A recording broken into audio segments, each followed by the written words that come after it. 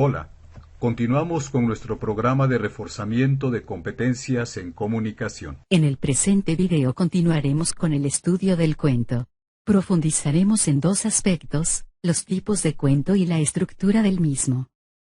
Desde el siglo XVIII ha habido muchos intentos de clasificación de los cuentos, todos muy arriesgados, porque son pocos los cuentos que se ajustan a un tipo en exclusiva.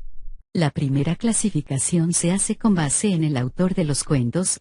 Hay cuentos populares y cuentos literarios. Los cuentos populares son generalmente de autor desconocido y se transmiten por vía oral. Esta característica hace que existan diferentes versiones sobre el mismo tema. Los cuentos literarios son obra de un autor y se transmiten por medio de la escritura. Generalmente hay una sola versión de estos. Por el público al que se dirigen, los cuentos se clasifican en infantiles y para adultos. Por la temática que abordan, los cuentos se clasifican en fantásticos, de terror, de amor, de suspenso, de viajes, de denuncia, entre otros. Los cuentos también se pueden clasificar de acuerdo con el tipo de personajes que participan en él. Así tenemos cuentos de hadas y princesas, de policías, de animales, etc. Revisemos ahora qué estructura tiene un cuento desde el punto de vista formal.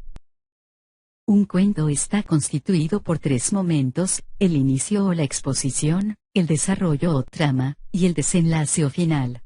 Revisemos en qué consiste cada una de estas partes.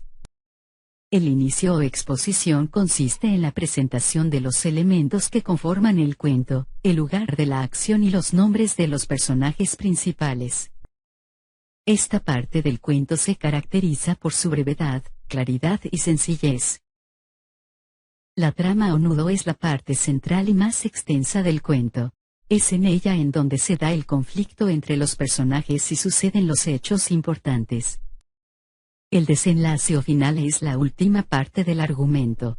Es donde se soluciona el conflicto de forma positiva y se deja un mensaje que le permite al lector aprender una lección. Concluimos este video no sin antes recordarte que estudiamos la clasificación de los cuentos y la estructura que estos tienen. Continúa revisando los siguientes videos. Gracias.